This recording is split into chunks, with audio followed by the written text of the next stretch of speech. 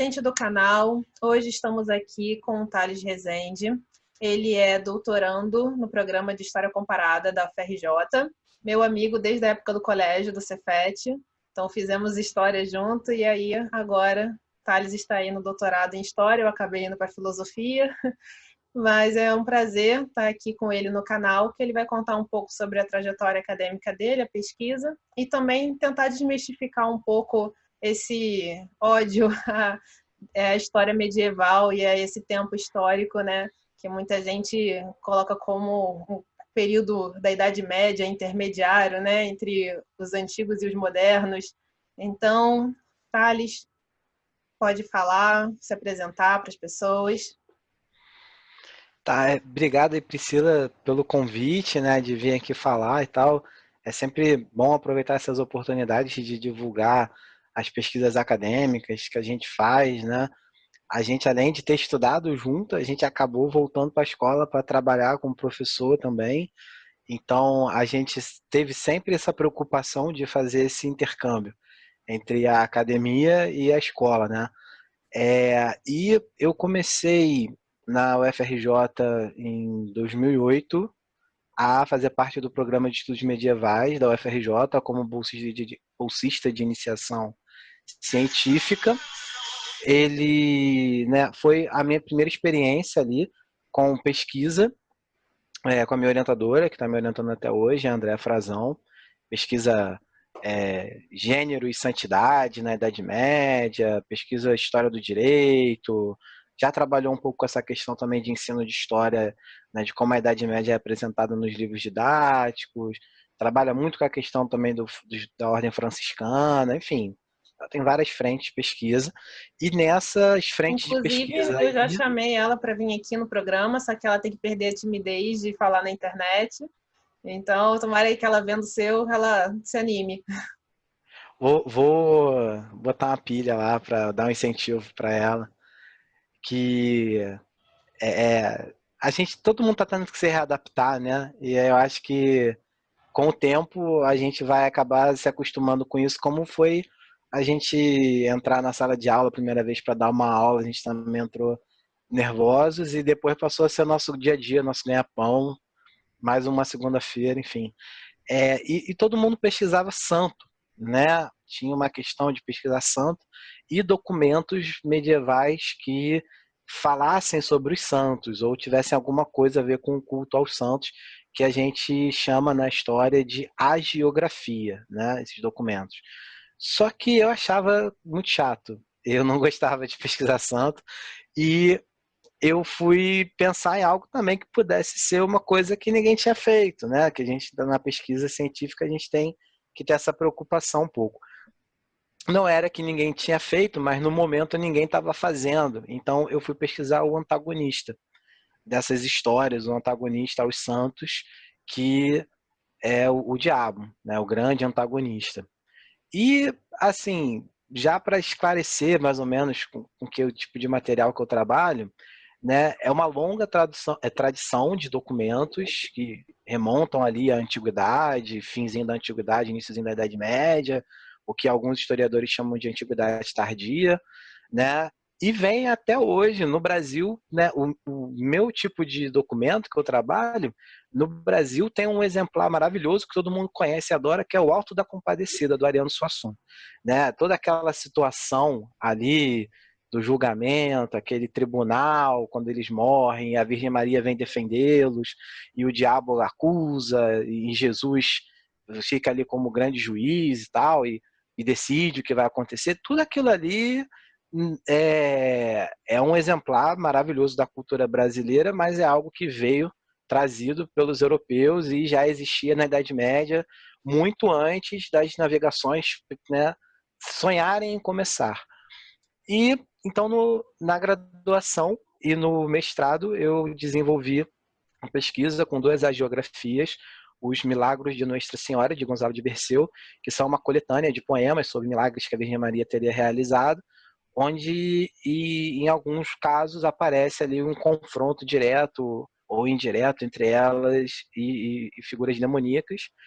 E depois no mestrado, como eu tinha a questão da comparação, né, da história comparada, eu fui comparar esse documento com uma narrativa franciscana desses milagres, né? Uma outra versão das mesmas histórias, só que composta por uma ordem que estava surgindo dentro da igreja medieval e que tinha concorrência com os padres seculares, né? O padre de paróquia, de igreja. Então, às vezes, os pequenos detalhes das narrativas faziam toda a diferença para você entender como os autores reutilizavam histórias que eram conhecidas para inserir mensagens ou propagandas para o seu próprio grupo. Ou, às vezes, escancaradamente, demonizar, que é uma palavra que eu vou usar muito aqui hoje, eu acho, né? Mas assim, falar mal, né? Atacar outros grupos que eles viam já como uma ameaça. Fossem grupos marginalizados da sociedade medieval, como judeus, muçulmanos, fosse rivais dentro da própria Igreja Católica ali no momento. E no doutorado, eu incorporei ao meu material de pesquisa as cantigas de Santa Maria. Eu esqueci de falar, o nome do documento franciscano é o Liber Maria, composto pelo franciscano Juan Gil de Zamora. Todos esses 3 documentos são do século XIII. As cantigas de Santa Maria, talvez para quem gosta dessas coisas de música antiga, de recriação de instrumentos, de canto gregoriano, se bem que não tem nada a ver com canto gregoriano, né? Mas música do período medieval em si, deve conhecer, já deve ter ouvido falar das cantigas de Santa Maria, que além de serem, né, em texto e em imagem, porque os manuscritos são ricamente ilustrados, são músicas mesmo, feitas para ser tocada, musicada, cantada, né, em várias situações sociais, ali, festas, ou para entreter pessoas, o próprio rei.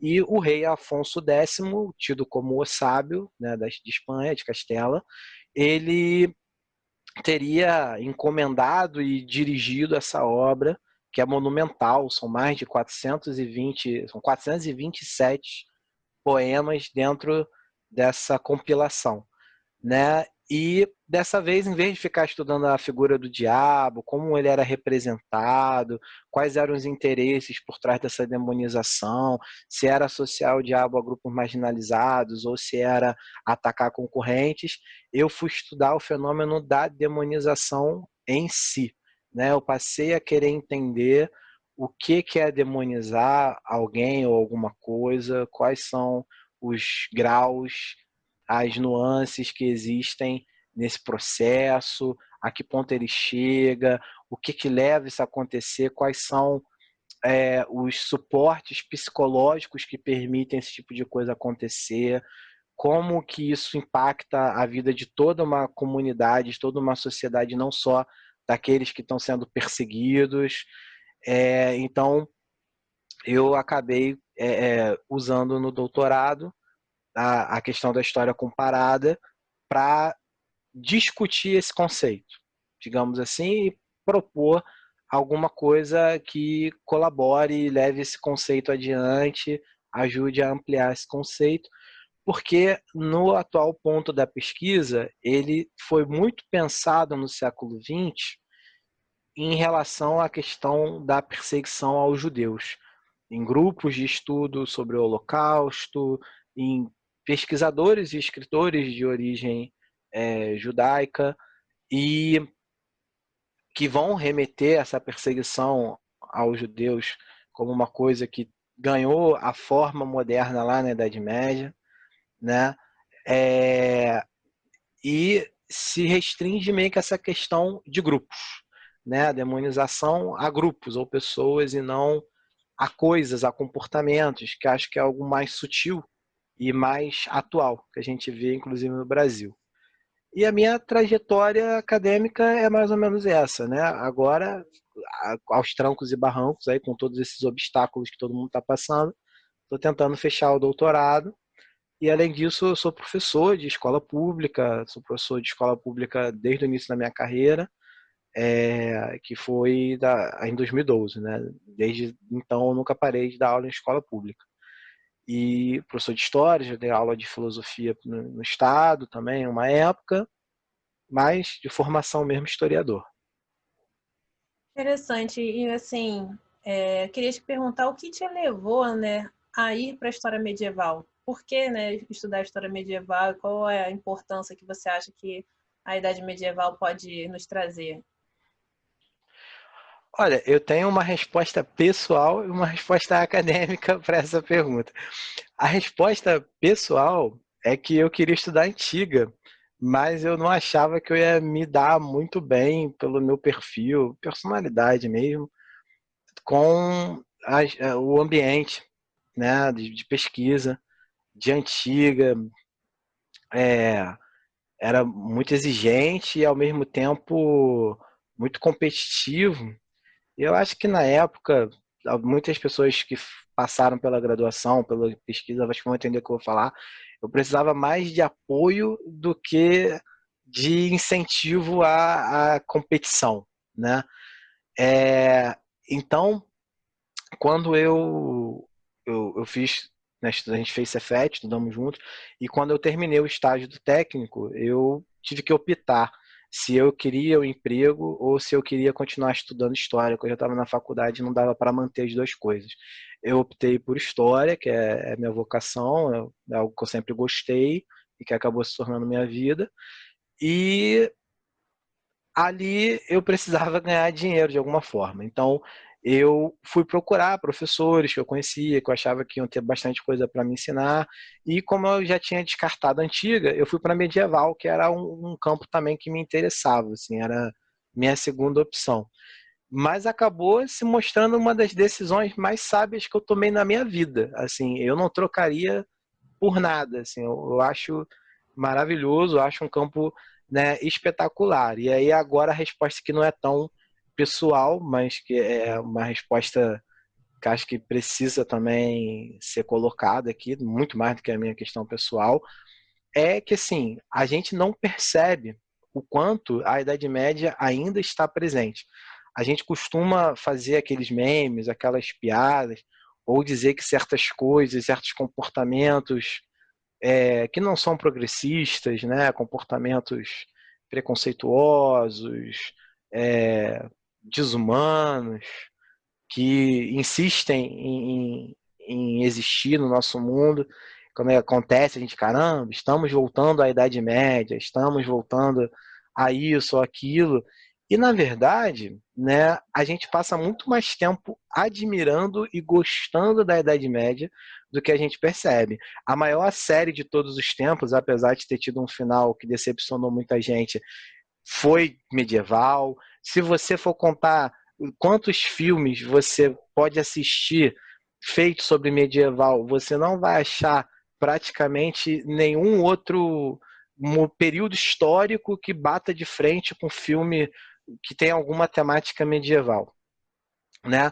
E isso se você for nos filmes que são claramente tem uma roupagem medieval, pelo menos, né? Porque quando a gente fala aí de história e cinema, a gente pode ter a temporalidade, um filme que se passa na Idade Média e realmente fala sobre um assunto da Idade Média, ou um filme que tem a cara de se passar na Idade Média, mas está debatendo uma questão nossa, e tem aqueles filmes que já pegam histórias famosas, medievais, e recriam, colocam ali numa escola, num público teen, né? E você está vendo ali alguma coisa que é uma história medieval, um Shakespeare, um negócio, até o próprio Ariano Suassuna que eu citei, você nem sabe.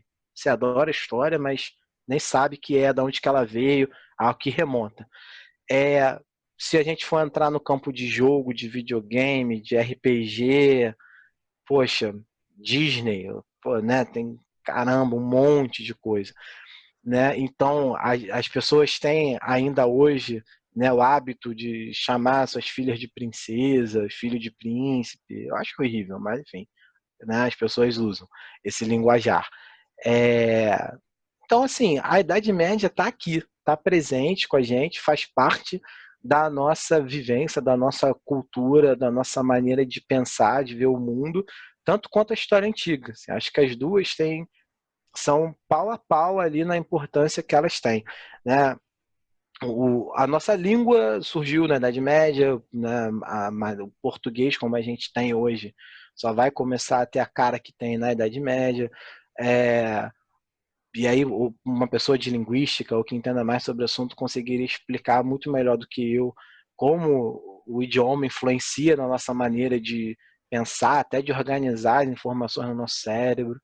É, enfim, a Idade Média está aqui, né? A Idade Média está viva. Então, acho que isso por si só já e viva e fazendo muita gente ganhar dinheiro, inclusive, né? Então, quando a gente às vezes pensa assim em criticar estruturas da cultura de massa, do capitalismo atual, da sociedade que a gente vive, a gente tem que entender também que a gente ainda tem sonhos, fantasias e um monte de coisas na nossa imaginação, na nossa idealização, que vendem para a gente como algo medieval e que a gente consome, que a gente adora, que a gente vive aquilo ali. Quem não se sente um pouco melhor depois de ver um filme de aventura onde o herói vence o mal, né? Aquela coisa cavalheiresca, heróica. É, só pode achar clichê, mas ajuda a melhorar um pouco o seu humor e há muita gente por trás daquilo ali fazer rios de dinheiro.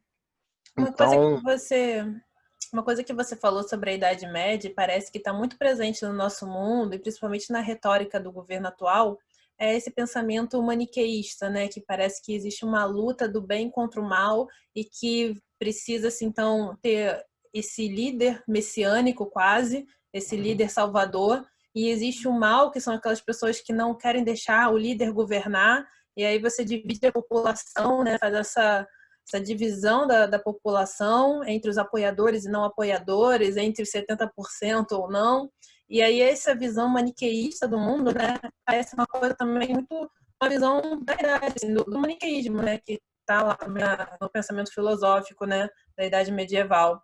E aí essa luta do bem contra o mal parece surge então essa figura então do demônio também, né? Algumas pessoas são demonizadas, algumas pessoas não estão dentro da civilização e elas precisam ser excluídas. Então é um confronto, né? É um confronto que se dá por palavras, por entendimento de mundo também, e é uma visão também desse mundo muito do laço afetivo, né? Desse líder que é um líder do afeto, que é o líder que leva a população para um lado, né? Quase como um guia mental, né? Tanto que tem o guru espiritual, né? é, assim, se a gente for parar a pensar, né, assim, tem várias camadas aí nessa sua colocação.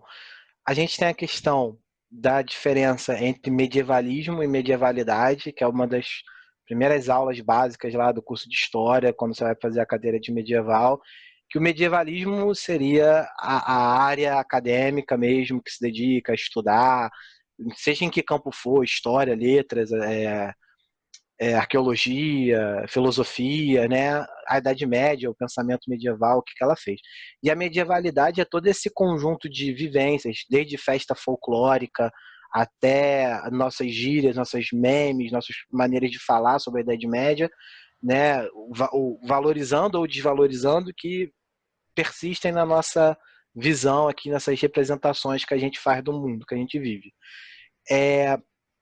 E aí sim, né? A gente tem aí talvez um grande desencontro entre as duas coisas, que ajuda a muita coisa ruim acontecer, né? Eu não vou dizer para você, né, seria historicamente incorreto falar sobre qualquer período de que tal época foi uma era de ouro onde tudo foi maravilhoso, né? Se a gente for analisar criticamente, historicamente falando, qualquer período da história, a gente vai encontrar avanços e retrocessos, às vezes mais uns do que outros, né? Então a gente pensa a Idade Média, tem aquela visão que foi criada pelos renascentistas, porque queriam se descolar do período medieval e trazer de volta o que eles valorizavam. Na verdade, não era nem a antiguidade, mas o que eles idealizavam como a antiguidade, né? Era o que eles achavam que teria sido, né? Então, aquela coisa da Idade das Trevas, a Idade Média soturna, horrível.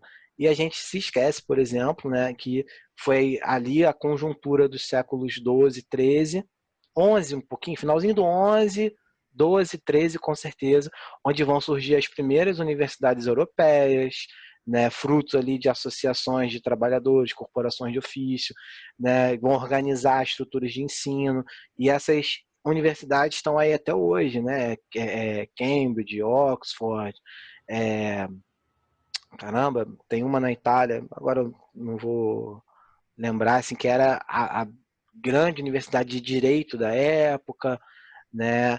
Então, assim, o nosso lugar que a gente olha agora, nesse momento, e reza para que venha uma cura para a pandemia, né? A gente lembra da Idade Média pela peste negra, mas a gente não lembra que a universidade que a gente está esperando qualquer uma, descobrir logo uma cura para esse troço, uma vacina para essa doença, também surgiu na Idade Média lá, né? Então a gente tem o maior exemplo, mais famoso de situação de epidemia, né? Que não chegou a ser pandemia, para a gente estudar e comparar, inclusive, e antecipar comportamentos, né? Teve muita gente aí que teve uma leitura otimista da pandemia, de que a gente ia sair renovado espiritualmente, e dava para a gente antecipar uma série de coisas grotescas e horríveis que a gente ia viver ainda, né? E se a gente olhasse para trás, não só para a peste negra, também para a gripe espanhola,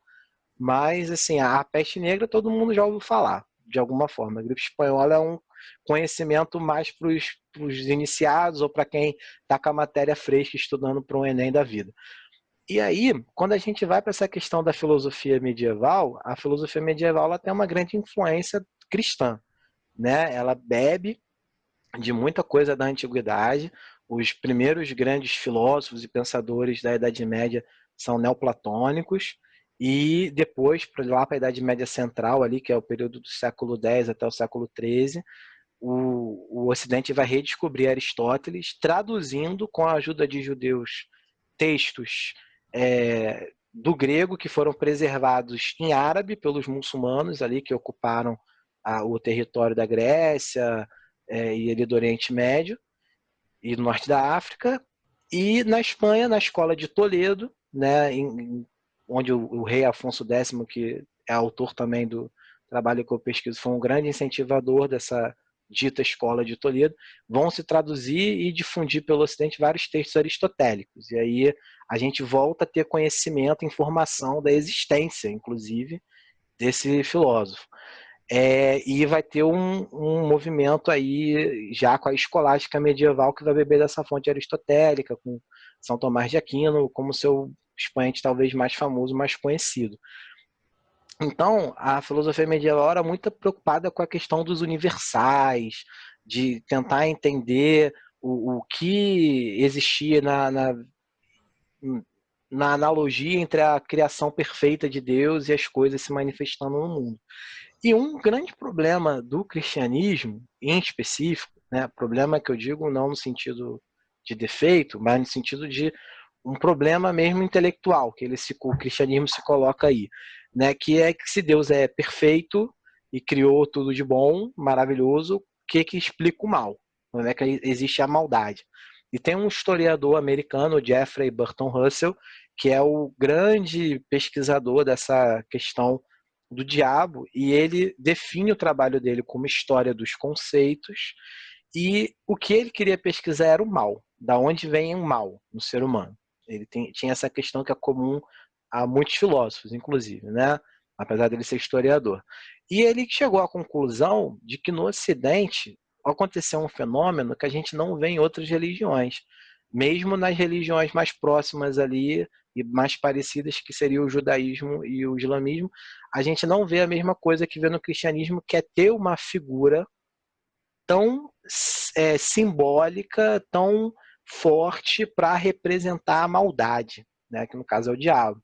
Então ele, por estudar a evolução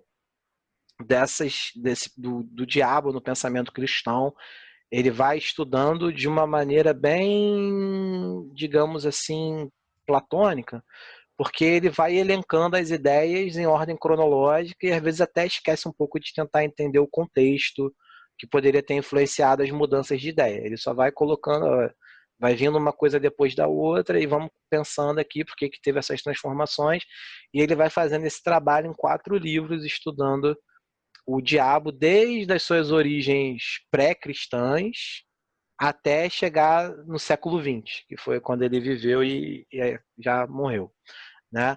É, então, ele pesquisava pela Universidade de Los Angeles, né, na Califórnia.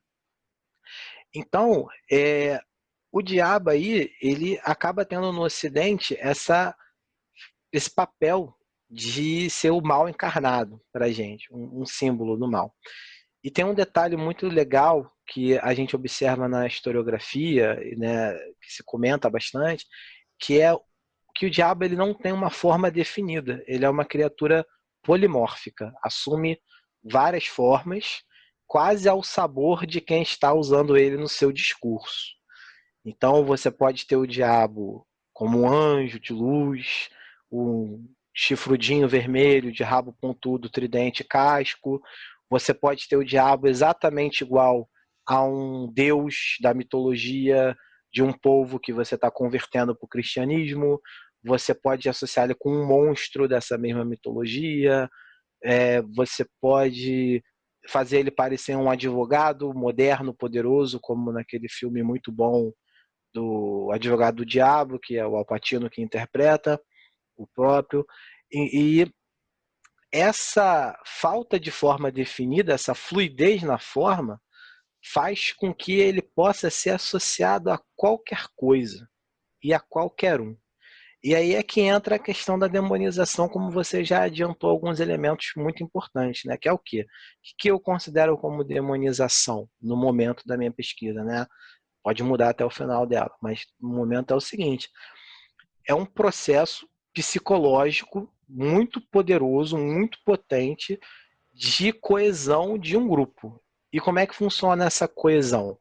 Esse grupo, ele identifica tudo aquilo que ele considera perigoso, tabu, ameaçador e que muitas vezes pode ser culpa dele mesmo, desse próprio grupo.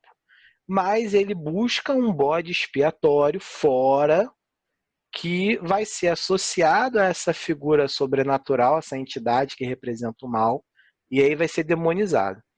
E a partir do momento que alguém faz esse papel de bode expiatório, que é demonizado, ele passa a ser visto como algo que não é humano e que não só pode, como deve ser combatido, e que, como não é humano, justifica e inocenta qualquer atrocidade que se faça com aquele grupo. Porque, veja bem, a pessoa que demoniza outro considera que combater aquele outro, matar, exterminar, torturar, é fazer o trabalho do bem.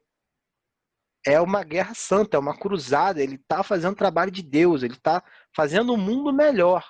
Ele não está olhando para uma criança de um determinado grupo, como aconteceu aqui no Brasil, que levou uma pedrada na testa a sair de um terreiro, e pensando assim, meu Deus, o que eu estou fazendo? Estou jogando uma pedra na cabeça de uma criança.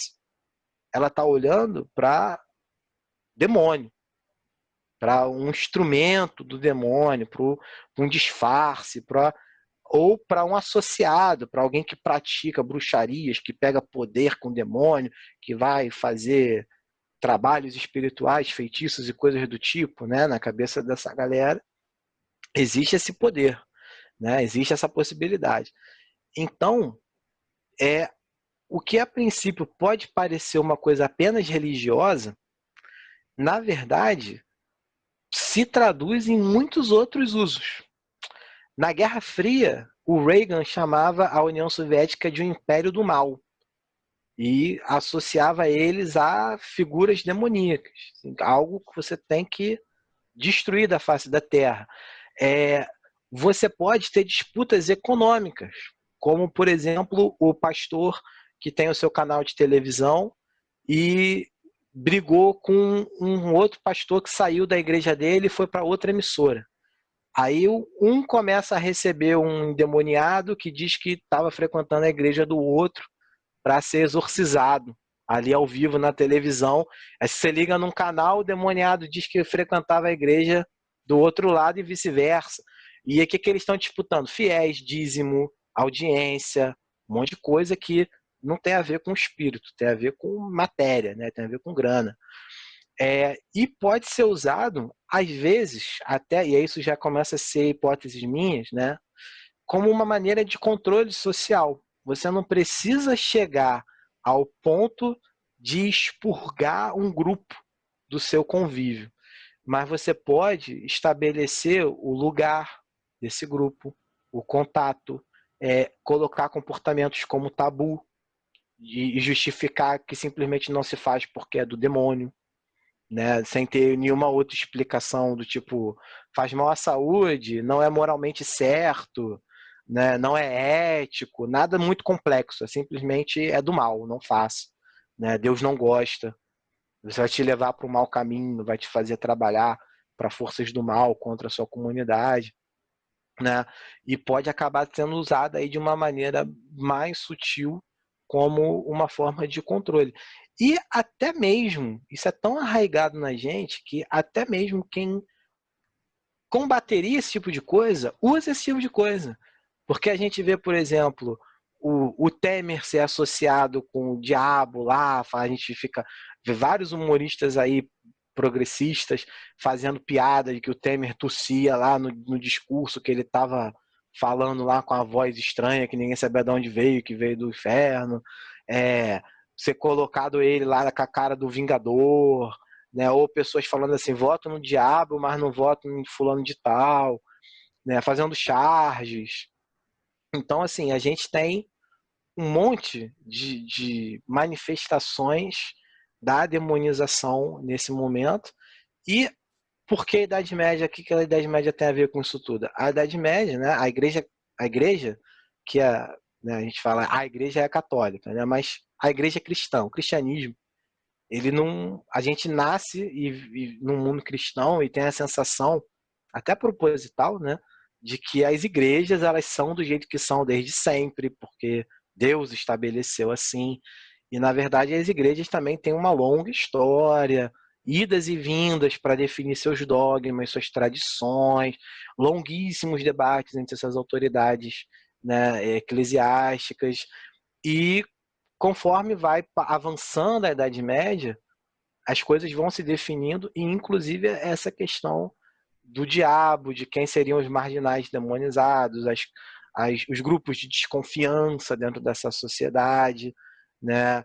E mecanismos que a gente usa até hoje, né? E depois a gente exportou esses mecanismos para os negros, né, para adversários políticos, para dissidências religiosas dentro do próprio cristianismo. E aí, dissidência é simplesmente quem não é da sua igreja, porque para você, você não é dissidência, mas para o outro você é. Então, fica aí uma questão de relativismo, né? E a demonização permite esse contra-ataque também, né? De um grupo que, pela hegemonia é demonizado, né, pelo grupo hegemônico esse grupo é demonizado, pode muito bem se considerar uma seita de perfeitos e demonizar de volta dentro daquele grupo ali todo mundo que na hegemonia olha para eles e vê neles a maldade. É uma coisa bem louca dentro do nosso pensamento e a gente faz direto. A gente faz direto como piada, como coisa séria, como, né, estrutura de linguística, enfim. E está muito presente no Brasil atualmente, né? Thales, eu estou aqui ouvindo as suas explicações, né, sobre a questão da Idade Medieval e o mundo contemporâneo, e a gente pode fazer algumas relações, justamente, por exemplo, até mesmo com o próprio discurso, né, que a gente está vendo muito sendo efetivado pela política, né?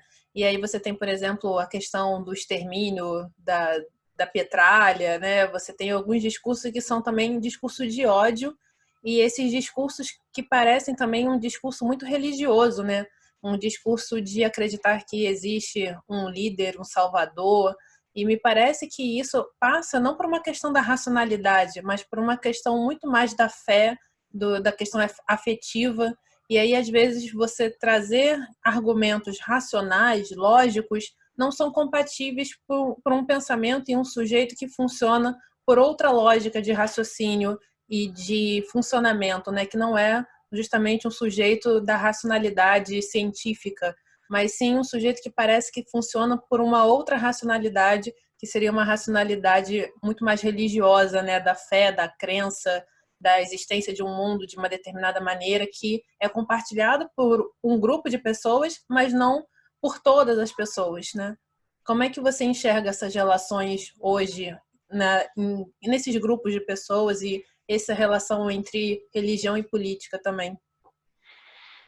Olha, é, é, já dizia Aristóteles, né, que você pode ter várias formas de discurso, né? Convencer pelo argumento, convencer pela moralidade e convencer pelo sentimento.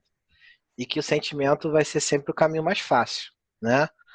É, e eu acho que é um sentimento que a contemporaneidade tem cada vez mais tido dificuldade de lidar, é o sentimento de culpa. Então, a gente tem um grande número de pessoas se suicidando, cada vez mais jovens, porque se sentem culpadas por não realizar determinados padrões, não alcançar determinados metas que foram colocadas, não por elas, né? E não percebem que a culpa do que está errado nessa história não é do indivíduo, mas do coletivo, de algo social, de uma estrutura aí econômica. E a gente também tem, né, nessa questão da demonização aí, um deslocamento. É um deslocamento para o mal, que é um mal que não sou eu que sou mal. Né? Existe uma força externa que é o mal, que representa o mal, que faz parte de uma cosmogonia em que eu tenho que tomar um partido que é o lado do bem, mesmo que cada um enxergue o lado do bem como uma coisa diferente. Então, quando a gente vai combater um discurso totalitário, fascista, por que não usar essa palavra, né, que apela muito para as emoções, para os medos, para as inseguranças das pessoas, com ciência, você quer que a pessoa pare para ouvir argumentos, teorias, hipóteses, fazer cálculos, enquanto o seu adversário está trabalhando a pessoa na base da emoção, né, e sendo bem eficiente em montar uma máquina de propaganda para fazer isso. Né? A gente já viu isso na história do século XX com o rádio e agora a gente vê com as redes sociais, principalmente com o WhatsApp. E quando essas pessoas começam a pensar no que está errado da vida delas, no que está errado com o mundo, no que está errado na política, porque na democracia você é chamado a ter responsabilidade, né? Você votou, você elegeu, você tem uma parcela de responsabilidade por tudo que não dá certo, por tudo que vai mal. Quando você é chamado nessa responsabilidade e você encontra um líder espiritual que te diz assim: a culpa não é sua, você é bom.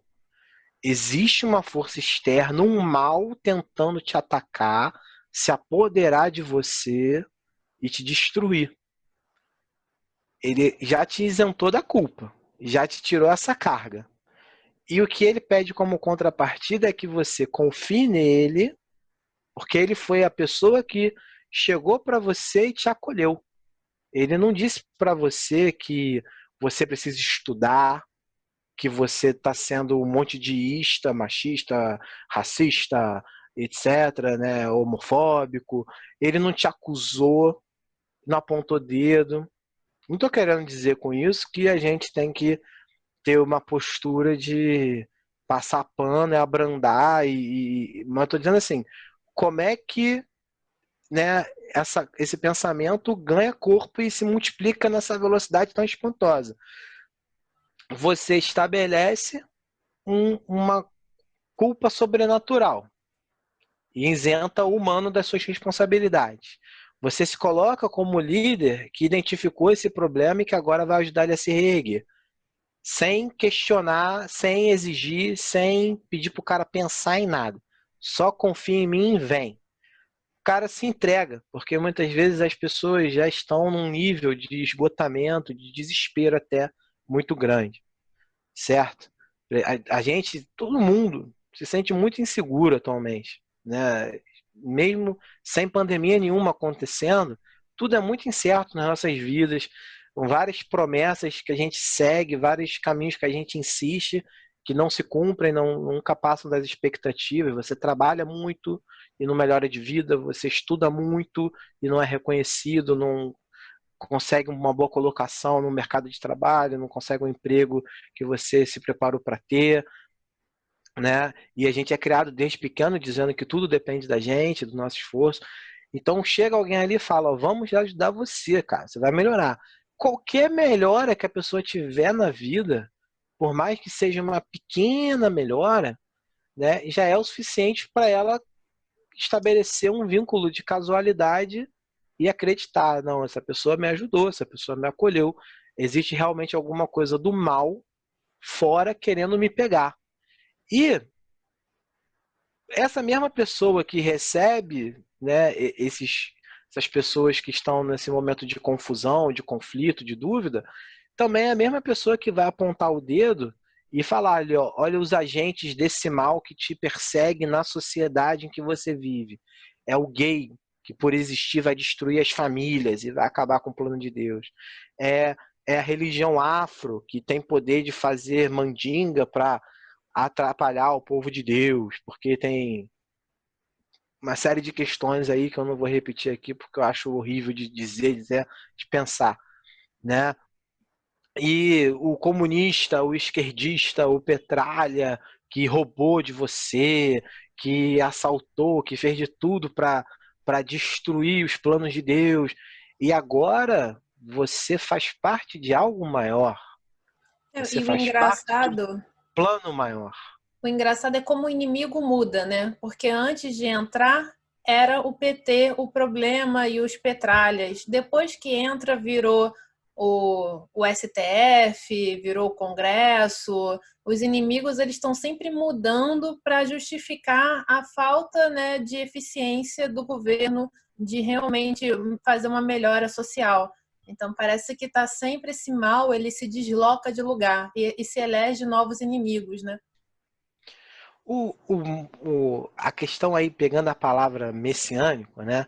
Tem um momento ali de meados da Idade Média, onde a gente vai ter um conjunto, na verdade, de heresias medievais conhecidas como messianismo, né? E a gente também já viu na história do Brasil algumas revoltas populares ali do início da República que tinham esse caráter também messiânico, que é sempre geralmente envolvendo pessoas religiosas e ao mesmo tempo humildes e dentro ali dos patamares menos elitizados das sociedades onde elas vivem, acreditando ou esperando que aconteça logo a segunda vinda, né? A parousia para que os justos sejam elevados, os ímpios sejam julgados.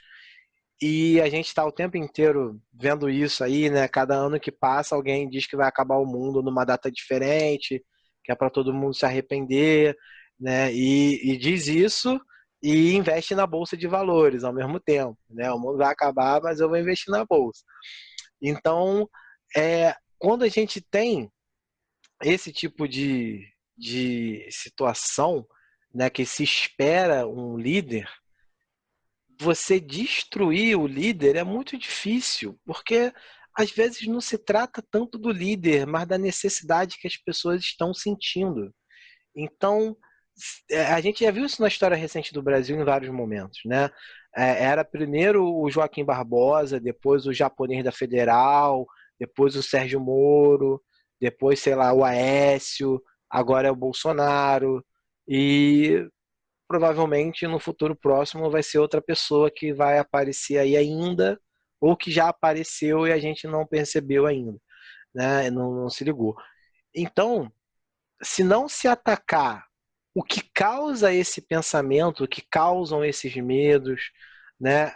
O que atrapalha a gente de assumir responsabilidade pelos nossos próprios atos em vez de ficar buscando bodes expiatórios e agentes externos e pessoas para a gente colocar a culpa, ao ponto da gente querer uma catarse, querer exorcizar o que a gente tem de enfrentar, achando que isso vai ser feito através do extermínio de outras pessoas ou da condenação de determinados comportamentos ou ideias, enquanto a gente não encontrar um caminho para isso, a gente vai ficar repetindo esse ciclo muito mais do que a gente pensa, né? E ainda tem uma outra questão falando estritamente de história contemporânea, que o século XX ele trouxe para a gente uma sensação de que as coisas mudavam tão rápido, década após década, que nós chegamos ao ponto de, né, debater, nós historiadores, que eu estou falando, chegamos ao ponto de debater no final do século XX se a história tinha chegado a um fim. Né? Foi lançado essa teoria de que era o fim da história, que a partir daqui a gente não ia ter mais nada para fazer. Sendo que pode ser simplesmente uma arrogância, uma prepotência, uma leitura da nossa parte, e aí eu digo dos historiadores e da população em geral, que é assim, provavelmente lá na Idade Média ou na Idade Moderna, quem estava vivendo o século mais atual do momento estava pensando que a, o ápice era ele, né? E pode ser que daqui a 500 anos, daqui a 200 anos, os historiadores todos olhem para trás e vejam que o século XX, século XXI, século XXII, talvez século XIX também, foi tudo uma grande era, que eles não vão mais chamar de contemporânea, porque não vai ser, né? Eles vão dar outro nome. E vão ensinar nas salas de aula como nessa época tinha tais e tais elementos. É, movimentos totalitários de culto ao líder político, brigas por democratização, brigas identitárias, né? E a tônica dessa época foi esse grande embate entre a consolidação do humanismo surgido com o iluminismo versus as forças que não queriam isso e queriam manter outras coisas, né? E aprenderam a se apropriar desse discurso filosófico contemporâneo para também criar seus sofismas, suas falácias e convencer as pessoas de que seria melhor continuar vivendo num mundo com hierarquização social, preconceitos fundantes da sociedade, né? Que a gente chama de racismo estrutural, o patriarcado, enfim. Pode ser que a gente esteja apressado demais para definir alguma coisa como já sendo dada e, na verdade, a gente está no meio de um longo processo que talvez dure mais do que a gente gostaria, né, que ele durasse. Ou não, porque a gente também não sabe se o que vai vir vai ser melhor, então a gente é muito bom em Engraçado. falar do que aconteceu, mas adivinhar o que vai acontecer é muito mais difícil.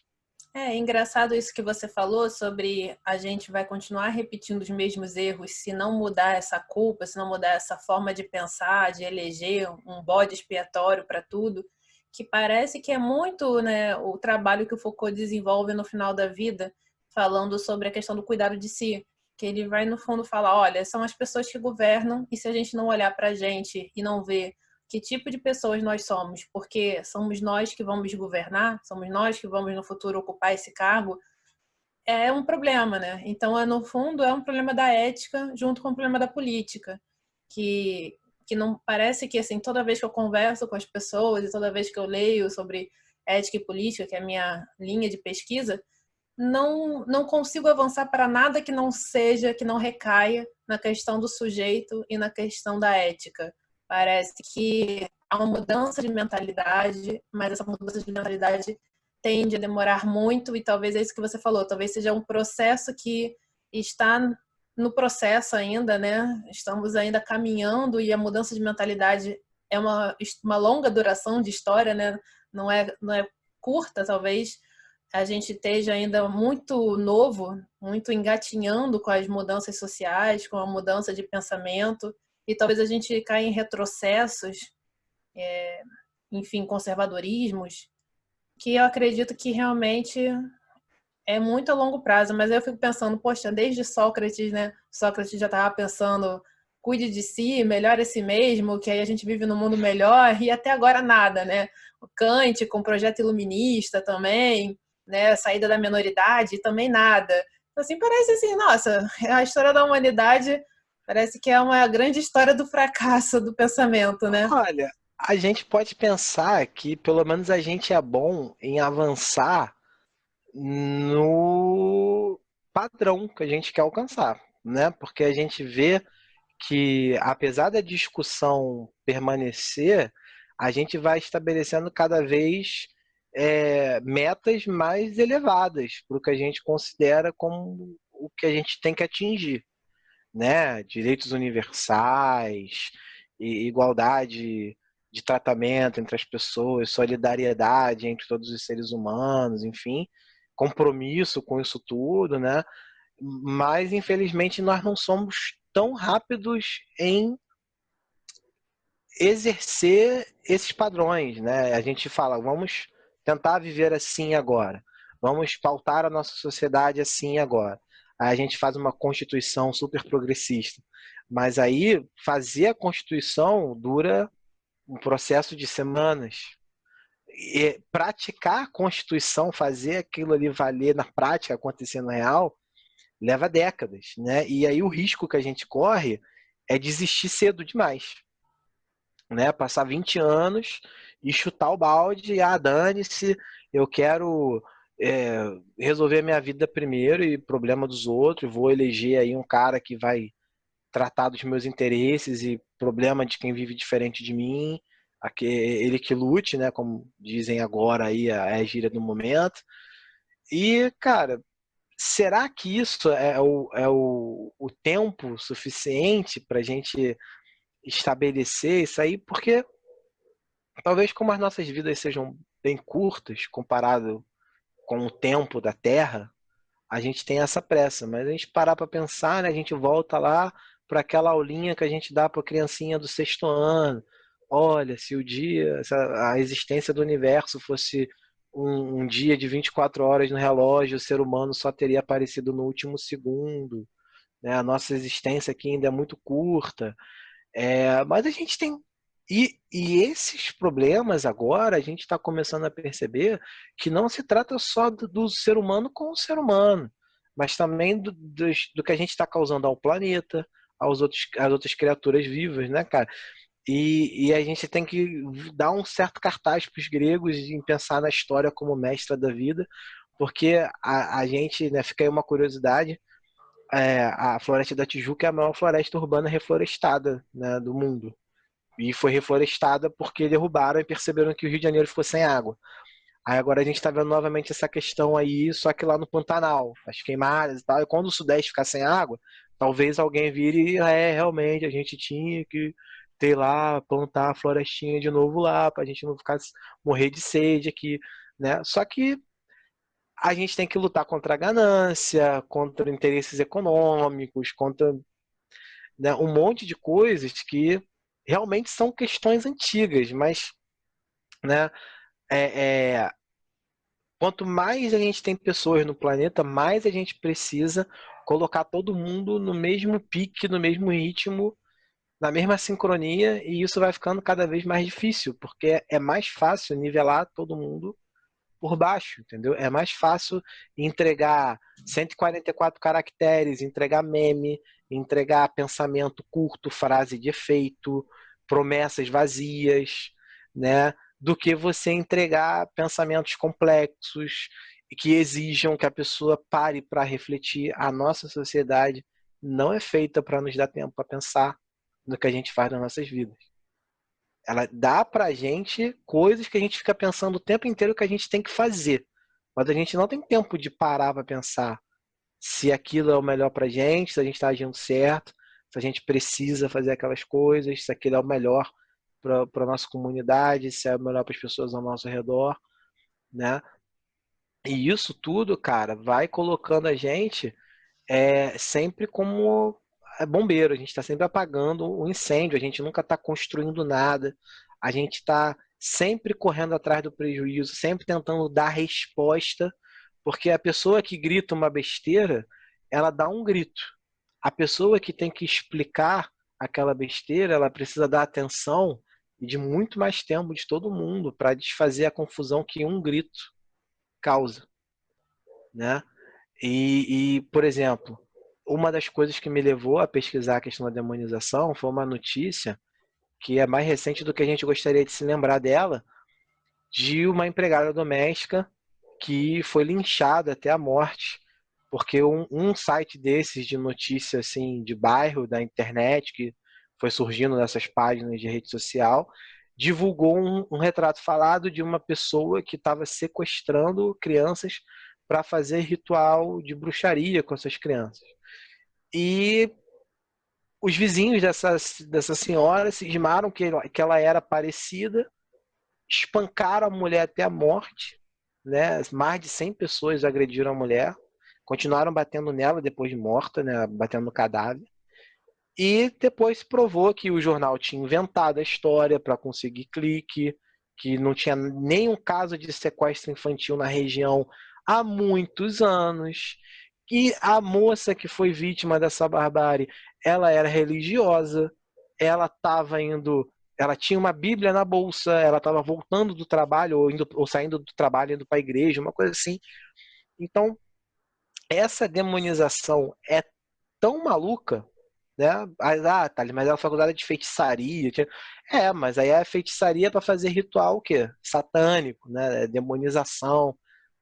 Tem a religião e tem a magia, né? E a magia muitas vezes é a magia do mal, né? Magia demonizada. Não é a magia da fada madrinha da Disney, é a magia do mal, né? Então, é, você vê ali que às vezes até um transeunte inocente, dependendo do nível que se leva esse discurso adiante, esse discurso de demonização, vira uma vítima sem necessariamente ser alguém que você diria que, né, seria um alvo tradicional, um alvo esperado desse tipo de coisa, né? Porque quando você tem ali uma região onde tem uma pequena igrejinha muito diferente das outras, ou uma comunidade religiosa diferente, né, no meio ali exótica comparada aos olhos da maioria, ou um grupo étnico num país em guerra civil, você pensa, essa galera corre risco de extermínio, corre risco de ser vitimizado, né, ser vítima de alguma coisa. Agora, quando você pensa que esse tipo de situação pode acontecer com qualquer um, aí a gente começa a pensar, será que a gente não está levando longe demais essa questão de procurar um mal que explica o nosso sofrimento, em vez de simplesmente olhar, né, para a realidade e encarar o que faz a gente sofrer de verdade, e a gente fica, né, evitando enfrentar porque a gente acha que vai ou ser uma luta em glória, ou que é um mal que vale mais a pena sofrer um pouquinho cada dia do que sofrer de uma vez e se livrar dele, né? Correr o risco, às vezes a gente não quer correr risco. Então, é um problema sério e grave, né? E quanto mais a gente tem, e no Brasil a gente está vendo muito isso, a ascensão de um discurso religioso fundamentalista, que não é ecumênico em nenhum ponto, né? Que é muito, muito claro isso, é algo preocupante para as próximas décadas, da gente pensar, né? Eu pesquiso a Idade Média por todas essas questões que eu já respondi aí, mas o meu trabalho teria, talvez um dia eu escreva, faça alguma coisa mais voltada para a contemporaneidade, para a história do Brasil, e discutindo esses problemas, né? Porque a gente está vivendo isso muito seriamente, assim. E o que a historiografia aponta bastante é que um dos lugares do mundo onde tem mais gente propensa a viver esse tipo de coisa é os Estados Unidos, né?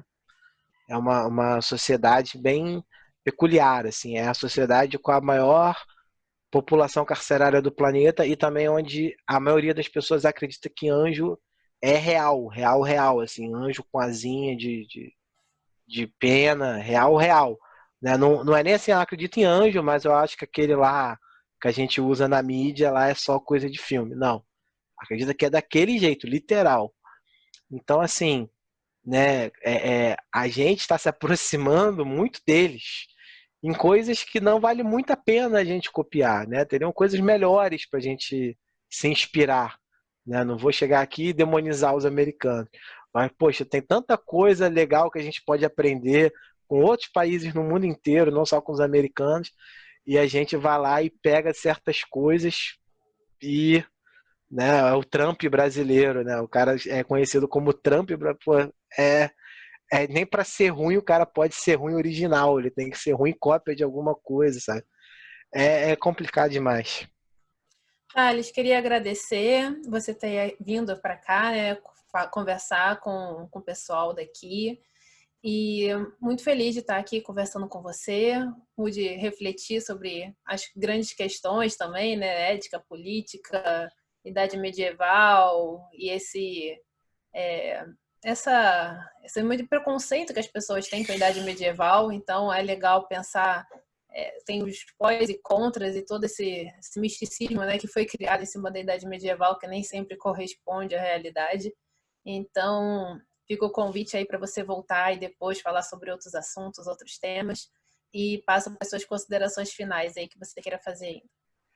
Pô, antes de mais nada, agradecer, né? Que, pô, é bom parar para pensar no meio disso tudo, o quanto a gente cresceu e evoluiu desde lá da nossa adolescência até agora, né?